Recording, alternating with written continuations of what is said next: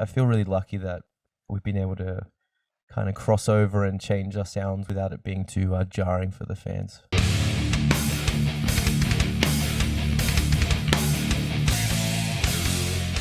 Ghost Cult Magazine welcomes in Marcus Bridge of Northlane. How are you this morning, Marcus? Yes, I'm doing well, Keith. Yeah, just got some lunch actually, Oh, and the times are all very confusing. It's what is it, 2:30 now here in the afternoon. oh, So just went and got a quick bite, and now full of energy, ready for a chat. very well. Yeah, the time differences always confuse me, but technology is a miracle. And I know we get mad when it doesn't work, but it's great when it does. And it's great to see you here.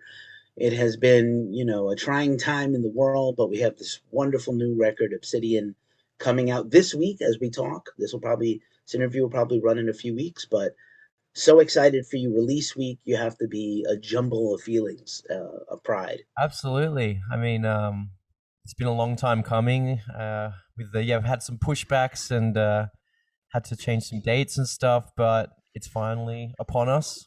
Yeah, I guess we recorded this like over a year ago now as well, and we've just been waiting for the right time to put it out. So having that under our belts for so long and just kind of waiting, just waiting for that to happen, it's really exciting to finally be here now. Yeah. I know the fans, they get attached to you and they don't really understand how much goes into a record and how many things are out of your control as an artist. Out of curiosity, because you just put out a banging record just a few years ago, right before the world fell apart. Did you write most of this during the sort of heaviest time of the pandemic? I don't feel like we're out of it, so I'm still referring to it as not over. I think we had started writing a little bit towards the end of the Alien cycle, so maybe like a few months before touring kind of wrapped up. Yeah, we had started just kind of getting those first little ideas down. But yeah, then the bulk of it definitely came together while we were in lockdown. For John, I mean, I think for a lot of musicians actually, we all kind of saw lockdown at first like, oh, awesome, we've got all this time to like work on new music and we can really use this to our advantage. So John definitely got into that immediately. I think though, 6 months into that though, it's quite kind of hard to maintain that inspiration, not knowing when things are going to get back to normal. So for me personally, writing like vocal stuff, I was kind of hitting a wall and feeling a bit unsure of what to do until we kind of really got into the studio. I'd started writing lyrics, but I wasn't really able to place them in songs as I just wasn't quite sure of myself or sure of what I wanted to talk about yet. But yeah, it's been a long process for sure. No worries. And Alien was so heavy, not just musically, but emotionally and maybe even personally, that, surely I'm always a fan of saying that artists have to live in between to come up with the next stories to talk about for you. I don't know anybody that's just an endless, ream of material. You have to have life experience. And we surely had a lot of life experiences the last few years. Absolutely. But it's also the kind of life experience where like, everyone is going through that same thing. So, there's definitely a part of me like I don't need to write like do I need to write these songs telling everyone what they already know? Like they already know how hard it is and how rough it is. So even though there is still something to talk about, it's hard to find the right angle to do that without it feeling like kind of ignorant to knowing that everyone is already going through this stuff. I think that was kind of one of the big things that was like a bit of a barrier for me at first was trying to find that line of like not just feeling sorry for myself, but also finding something that people can relate to universally. As every storyteller has to do, whether you're in a band or not. I do feel like Obsidian is such a. I mentioned this before we started recording. It's such a deep record. It's not often you get a very long record that's great all the way through, and this is so. Congrats. Thank you. And there's no. It's all killer. And I feel like after Alien, the band has kind of a license now. The fans received it. There were some left turns. They went with you. And now I feel just musically and creatively, the band could kind of do anything and the fans are ready for it and they'll go with you on this journey, which is unusual because usually when a band starts taking some left turns, the fans get nervous or angry. Absolutely. We've been so lucky that yeah, the fans have kind of stuck by us, and I think we've managed to transition from a different sound pretty kind of seamlessly without it being such a sudden jump. I think yeah, those electronic elements that were a lot more prominent on Alien compared to previous records.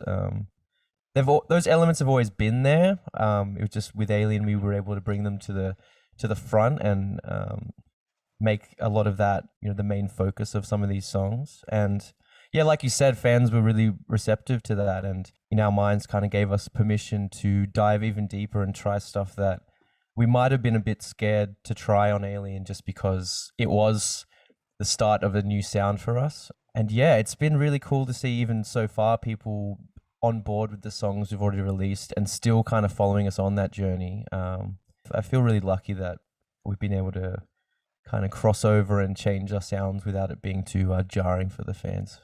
Amazing. And again, like I said, I feel like if you're lucky enough, you're one of those few bands that are lucky enough.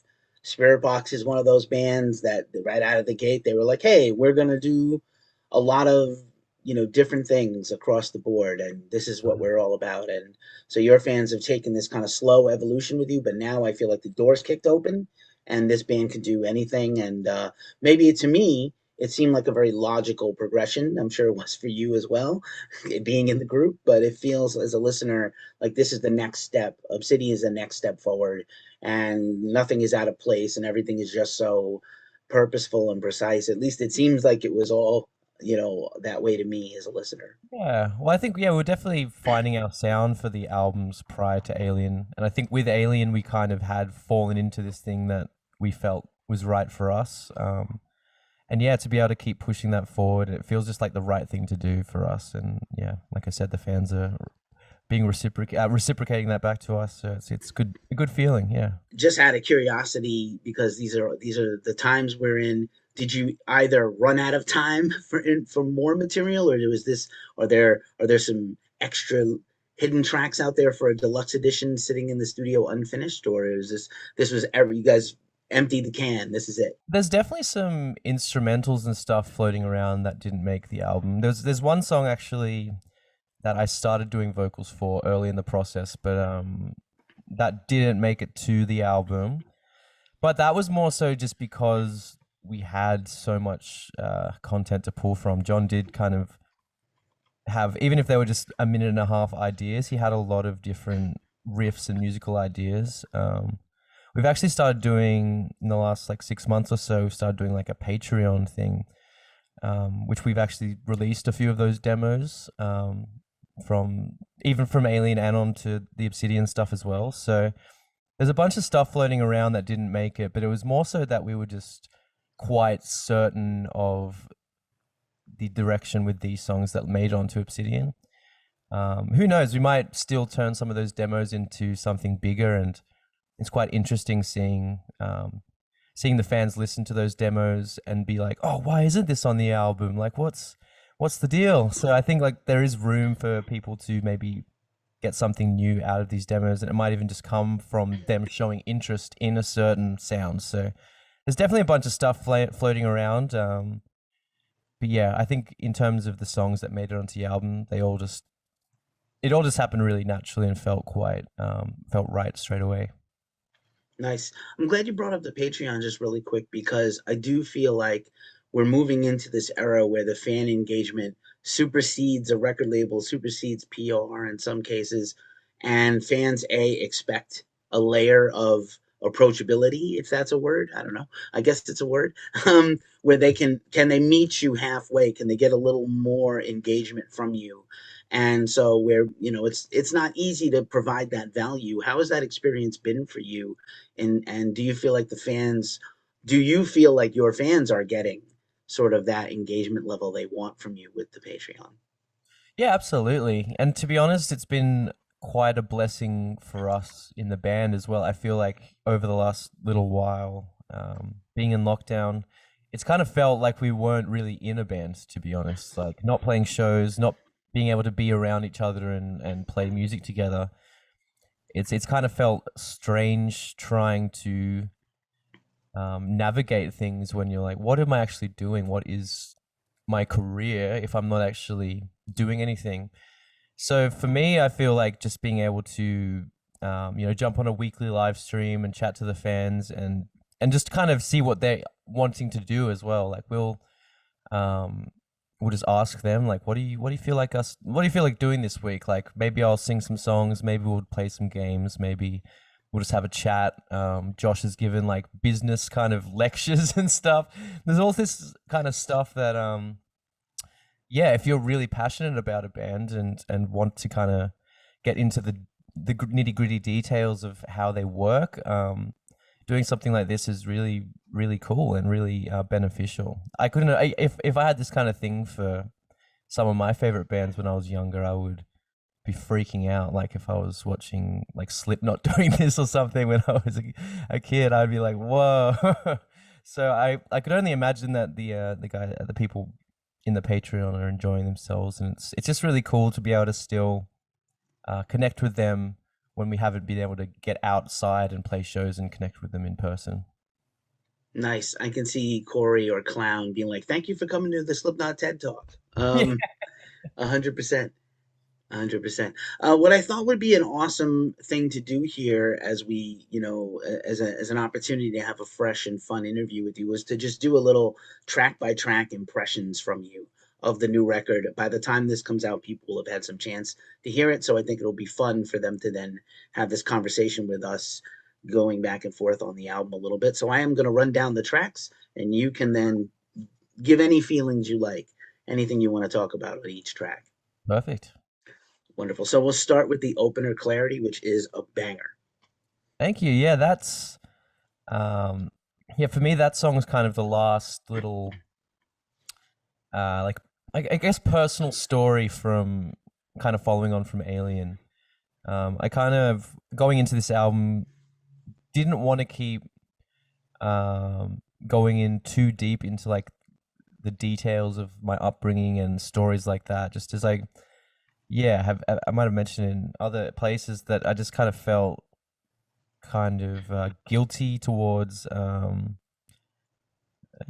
don't know. I just had family members kind of have some backlash towards these songs, and it just felt really hard to then feel like I can't keep telling stories like this and feeling good about it, even if like them having being upset that I've written about a lot of bad stuff that I grew up with isn't necessarily fair. I still couldn't help but feel guilty. So for me, this song is kind of that last, more personal, detailed song, and that kind of goes into the idea of, like you're telling me that I've done you wrong by kind of expressing my story and trying to find an escape from that, and you haven't really looked at it from my perspective and seen that obviously I must have had a really tough time if I felt so inclined to write an album about it. But for me, that song is kind of saying like, okay, I know you're upset, but that's not fair. But I'm going to move forward and not kind of talk about that stuff anymore and get into something a bit more broad and something that's not as direct to my upbringing. Fair enough. Fair enough. The second track is Clockwork. Mhm. Yeah, so Clockwork was one of the first songs to be finished as we were lucky enough to have that as the Rainbow Six Oceania Siege theme song. I can't believe I said that in one sentence. It's such a mouthful. But Golf clap. Well done.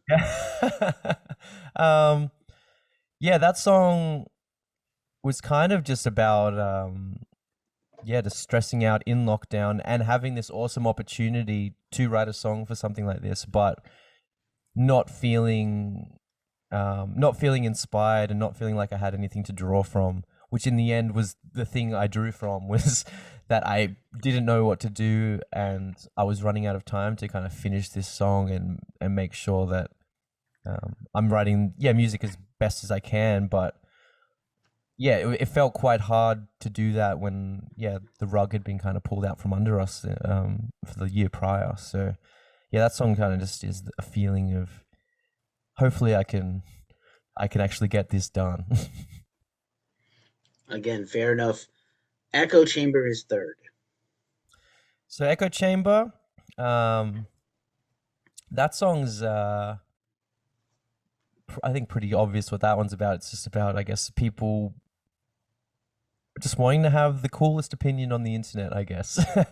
And people kind of just being in their own little echo chambers, patting each other on the back over stuff that doesn't matter. I just found being on social media so draining through lockdown. Because for the most part, people were just angry and like getting angry at stuff that, yeah, like I said, doesn't matter, and kind of spreading negativity for no reason. So I had to take a step away from social media for a lot of lockdown and just try not look at it, not really be present on there.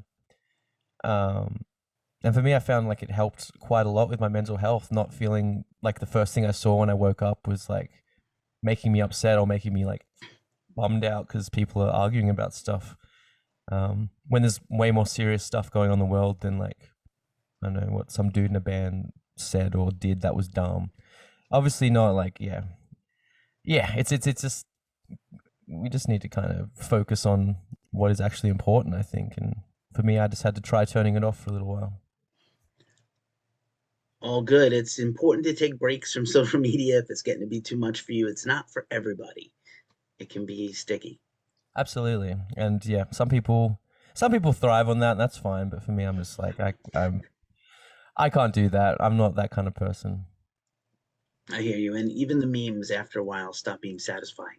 As Absolutely. this week has been all about the memes. But Yeah, sometimes. until the next outrage or the next thing people have to focus on to distract themselves. But any case, the next track is the incredible single and video Carbonized that I think just came out. Yes. And I absolutely probably my favorite track on the record. Awesome. Hells yeah. Yeah, that song was actually one of the first things I started writing lyrically, or it was one of the early things I started writing. And I mean, I just found through lockdown, or just even prior to lockdown, just that there were a lot of musicians and singers and stuff that I was looking up to that had been called out for kind of dreadful things, whether that be, yeah, like soliciting whatever from a minor, or just being awful people. And you know how people are very quick sometimes to defend them or defend someone's music despite something awful they've done, and not really focus on that kind of stuff. They kind of just like, well, that last album was really heavy though, and it's some of the best stuff they've ever released. And for me, that was just getting too much to see so many bands and artists that I grew up being inspired by, kind of getting away with that because people thought that it doesn't really matter, or like to separate the music from the art, which I think to a certain extent is fair, but when it comes at the expense of someone else, being abused or assaulted or being whatever it might be, I think there comes a time when you have to really call that out. And for me, this is just a song. I mean, trying to remind people that you can't just discount what someone's gone through because you really like some song some band released. Yeah, and I think it's important to spread that message and not hide away from it just because it's a bit of an awkward conversation to have. Indeed, and I hate to break it to fans, especially because a band and a music website are not that different. And of course, we have a lot of people out there that follow us, but at the same time, accountability can't be a thing you can sweep under the rug or get angry about because you built your entire personality around a band or a scene. And I feel bad for people who are very angry and defensive, defending the people they love and the artists they love. But people do truly terrible things, and they cannot be, looked away Yeah, from or ignored. I think it's fair enough as well. Like you can't deny that you've been inspired by something, but I mean, you can't. You still need to hold that person accountable, and you can't glorify what they are outside of the awful stuff they've done just because you really like their music. So yeah, I think it's still a place to still respect that that was something that was a part of your life. But I mean, I don't think it's something that you should then be spreading around as if nothing ever happened. Fair enough. Abomination is next. This is kind of a just another anxiety in lockdown song, but this is kind of just the idea of trying to keep on dealing with bad stuff that happens, and pretending like everything's all right. I just felt the more that I was sitting around and waiting for things to get back to normal, and the worse things got, and the more people started attacking each other, and the more, yeah, that's stuff that you can't control in your own life, whether that's, people you love passing away or whatever that is.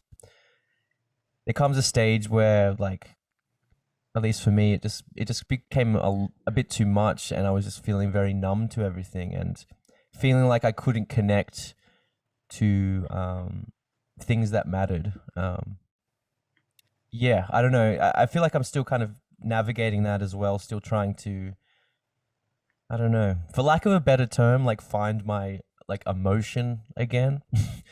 I feel very like with not only with kind of my upbringing and stuff that I talked about on Alien, but just as life continues and stuff, that I'm very, yeah, disconnected to my feelings, I think, or what things should make me feel. And that's kind of what Abomination is about, just kind of feeling like an imposter, I guess, and feeling like I'm not actually able to give my 100% or give people the concern or the like thought to a tragedy or whatever that they might deserve. Thanks for sharing that. Could not have been easy.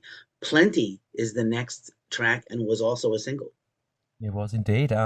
Plenty is a uh, interesting one. As I'm sure the theme is quite clear, this is quite a depressing album. quite a quite a bummer of a mindset, kind of based around this album. But for me, this was kind of like a look at reincarnation, if that was to ever be a thing. And just the idea of kind of going through so much stuff in one's life, and as it all builds up and bad stuff happens, kind of thinking to yourself, like, if I had a chance to do this again, if I was to be reincarnated, would I want to do that? Like, would I want to suffer through all this pain again as a new person? I don't know. It's just like it's quite, yeah, dark in the sense, like, what is the point of life almost? But obviously there is a point to life. It's just, would I want to have to navigate all this awful stuff over and over again? So yeah, that's Plenty for me. Mm. Is this a test? Is next with the question mark. Yeah, I think there's kind of a loose, I don't know, just like a loose kind of matrixy feel around a bunch of these songs. And Is This a Test to me feels like, yeah, like, is everything we're going through just kind of a means of like seeing if we can actually get through it? And this idea of as humans, are we just going to keep pushing stuff, and is it going to kind of just blow up in our faces? Were we meant to kind of prove ourselves now, or was this a test to kind of show that we're inevitably just going to ruin everything? So obviously, yeah, that song is a bit of a more minimal song in terms of lyrics, and is kind of just that thumping dance track. But for me, yeah, it's just the idea of human nature and kind of pushing it a bit too far. Nice. See, I like that buzzy beat type music, and then the very sad, grounded in reality lyrics, however many of them there are. So to me, that's a really one of the more standout tracks on there. Like, let's do less is more, and I Yeah, like it. I like it. thank you. Yeah. Zen is next. I think I said that correctly. Zen Yeah, with an it's X. With an X. then with an X. Yeah, this song is probably one of my favorite songs off the album, and kind of, I'd say, probably the most positive song on the album, on a record that is not very positive at all. It doesn't really have like a nice little wrapped up at the end kind of message. It's all a bit dark. But for me, this song is a song that's meant to kind of encourage people to kind of think for themselves in terms of the things they enjoy. I think it can be quite easy, whether it's music or movies or any kind of art or whatever it might be, um, it's very easy for people to just latch on to other people's opinions without really listening to something for themselves. You know, when you go to a movie and like you might have seen a review for it before that gave it like a 1 star, and then you go see it and you really, really enjoy it. Um, but there is still like this clouded thing over your head that's like, but this person said this thing, so maybe it's not actually that good, and I'm wrong. I think there's no wrong to how you feel, and I think it's important for people to really just focus on what they actually feel and take things for what they are, and just listen and feel and enjoy things, if they enjoy it. And if they don't, that's also fine. I mean, it's just a matter of thinking for yourself a bit more and not being drawn into like what all your friends are saying, or what someone really cool or someone in a big band says. Like, just listen with your own ears, I think. Right on. The next track is Cypher. So Cypher is a straight up Matrix song. So I said, is this a test? It's kind of a Matrixy vibe, but this is the idea of living life through the eyes of Cypher from the first Matrix. He's, yeah, for those who don't know, he's the character who Spoiler alert. yeah, spoiler alert from '99. He was the character who was knew that the Matrix was a thing and knew that it wasn't real, but he couldn't for his own sorry, he knew it wasn't real but couldn't really tell the difference. And that kind of was an interesting thought to me, in the world we're in right now. Just the idea, if we're in the Matrix, or if we're in some kind of simulation, or if we had that choice of, you know, kind of bliss or the real world, but it's all kind of gone to shit. I think we would all choose the fantasy land that Cypher has chosen. You know, eating that juicy steak that isn't real, but who can tell the difference? So this song is kind of diving into that idea and trying to relate that to where we are in the world at the moment, and kind of thinking like, well, is this all there is? Well done. I salute you on this amazing Matrix callback. As you could tell from the green, we're also big nerds. Anyway, yeah, and I'm gonna be the one, speaking of having a different opinion. I really liked the new Matrix movie, unlike everybody else. Same. I don't know what movie people thought they were getting or what they were going back to see. Can I, Um, before we go further, actually, can I just give my hot take on the new movie? please, please. Is my thoughts on that is that, yeah, you can look at the movie on its surface level and see that, like, yeah, maybe there's some kind of parodying of, you know, studios and like the modern world and stuff. But I think the general theme from the movie that I got was that if you want to look deeper, there's always something you can find deeper. Um, and I found like if you looked at what they were saying and kind of attached that to, I don't know, just like the lore of the previous films and stuff, it all made quite a lot of sense. I think, yeah, for us, we spent a lot of time watching the original trilogy in a van when we were like touring around Europe. But the speakers didn't work, so we watched it with subtitles. And for us, like reading the dialogue and kind of actually taking in all of that stuff, like made so much more sense and made that initial trilogy make so much sense to us. So for me, yeah, the new movie kind of follows along with that and totally makes sense. Anyways, that's my Matrix sidebar. But yeah, I really enjoyed it too. We get a band interview and a Matrix Resurrections review all at the same time. Well done. Well done. Back to the track by track. Let's talk about Nova next. So Nova was one of the first songs, actually. So Plenty and Nova are the first songs I remember writing lyrics for and getting like an instrumental from John for. And yeah, it was definitely just a song like I wrote when I was at one of my lower points in lockdown. I'm just feeling quite depressed and feeling like what is the next day going to be like? What is happening really? Just that endless feeling of, yeah, not knowing what's going to happen next. If, yeah, our careers are going to last, if we're going to be able to come out the other end of this. Yeah, it felt just like a bit of a dead end and something that wasn't going away very soon. So for me, that was just me being quite, yeah, open about my feelings of feeling like the world's kind of gone to crap and I don't know where I'm gonna be by the end of it. We're all right there with you, and still, no one knows anything, and it could Absolutely. change, and it does change daily. These are the challenges of our lives.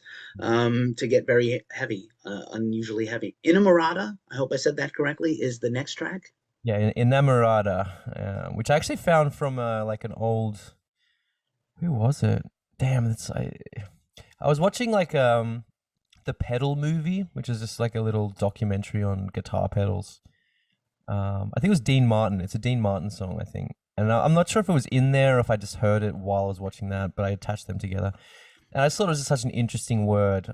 It means my love in Italian, and this song is kind of a love song. And it's talking about my partner with everything that I've mentioned prior, like kind of helping me navigate those feelings and be really supportive to me through all of that.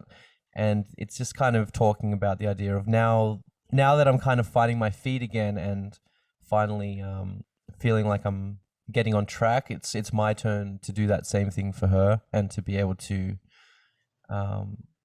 yeah, when she falls down, help her get back up just as she's done for me. So yeah, it's kind of just, it's a bit more of like a somewhat of like a promise of I'm still figuring my stuff out, but as I do and as I get better, I'm going to be able to do the same for you. That's what I want to be able to do for you. And yeah, that's the love song on the album. Nice, nicely done. The penultimate track is Obsidian, the title track. Yep. Obsidian is just a look at human nature, especially this. Yeah, I've said it so much about over the last couple of years. But yeah, just human nature in terms of how we react to what's going on in the world around us, and how that's kind of changed as things have gotten worse universally. I feel like people have really started really only looking out for themselves, and that just kind of creates this disconnect that is only going to separate everyone even more and make things even harder to kind of get through if we're not doing it together. And we're very happy to like turn a blind eye to awful things that are happening in the world if they're not directly affecting us. But all, yeah, like I said, all that's doing is disconnecting us and kind of turning this world to obsidian, kind of turning it into this kind of crusted over thing that we're all kind of just in our own little bubble. So yeah, it's just kind of analyzing those kind of things that have gone on and seeing how people react to it and just how much of a bummer that is, really. And It's it kind is of, it feels irreversible to an extent. Like people have kind of gone down the rabbit hole and they're really only looking out for themselves in the end. we have gone over a weird timeline ledge where we're not coming back. And it Yeah. does feel bizarre, like kind of an upside down world. Officially not a Game of Thrones reference. That's good. That cleared that up for me. Thank you. Or a And Minecraft reference. No, Game of but still. Thrones season 7 and forward. But yeah, of course, the final track on the record is Dark Solitaire. That closes it out. So Dark Solitaire is, yeah, kind of, yeah, not a resolution to what I've talked about on the album, but kind of acknowledgement of how I've been feeling and that I'm not, or that I wasn't doing very well, and that I couldn't really pretend that I was anymore. And just, yeah, in terms of my mental health, I think I really hit a wall, especially while recording the album as well. But I think, yeah, for me, this song is kind of the idea of, yeah, everything's still messed up, and by the end of this album, we haven't wrapped it all up neatly, but I can acknowledge that I need help and I need to figure out how to deal with how I'm feeling in a healthy manner, and not just kind of moping about and falling into like a hole of just being depressed and not really doing anything to make it better. So yeah, even though it's not necessarily a positive way to end the album, it's still an acknowledgement of, well, I can't keep just hoping everything's going to get better. I need to kind of do something for myself and try my best to yeah, navigate out of that. Right on. Thanks for so much for sharing all that with us. And Absolutely. despite the heaviness of the last few years and the heaviness of this album, it does. There are moments when it does feel uplifting. And I know there was a survey, several surveys actually in the last few years that said this very grimy, heavy metal music with dark, depressing lyrics makes people feel better. So hopefully you also get the benefit of some of that catharsis from your own music by getting it out. Absolutely. And I think that's the other thing as well, is that though there is no positive resolution necessarily at the end of this album, I think people will relate to those feelings, and just having hopefully having the knowledge that someone else is feeling that way will hopefully help them feel a bit better, and knowing that they're not alone in that feeling. Yeah, that's the kind of the light out of this negativity that I hope can connect with people. Word. As we wind this down and I give you back the rest of your day, of course, what are you looking forward to? Hopefully, the return of shows and festivals at least, but surely with the new album out, there's going to be a lot of fun things for the band. Absolutely. Yeah, I'm just so excited to get back to the full-time touring circuit. We just played our first couple of shows this past weekend. In about 800 days was the first couple of shows. So that was such an amazing feeling, and just a relief, to be honest, to be able to let that energy out and feel that feeling that really I got into music for, which was it was that feeling of performing in front of people and letting all this energy out. So as time moves forward, and things seem to be continuing to look up, we're going to be trying to get over to the US and Canada very soon. I'm sure we'll be back in Europe soon as well. We've got the Australian headline tour coming up in June as well. So now, yeah, now it's just full steam ahead and hoping that everything stays on track to keep going, and hopefully we get to tour this album as much as we can, and nothing really stops us. That's awesome. I'm so happy for you and the band, and I hope that you and your families and friends and loved ones all stay safe at this time as you travel and get back out there in front of fans. Of course, the brand new album Obsidian is coming out on the Believe label, and it is a banger. I highly recommend everybody go out and get it. We're going to link everything in the description. Marcus, for a guy, you sing about a lot of sad and hurtful and traumatic things, but you seem lovely, and I really appreciate you sharing your story with us and the Ghost Cult family too. Thank you so much. My pleasure, Keith. Thanks for having me.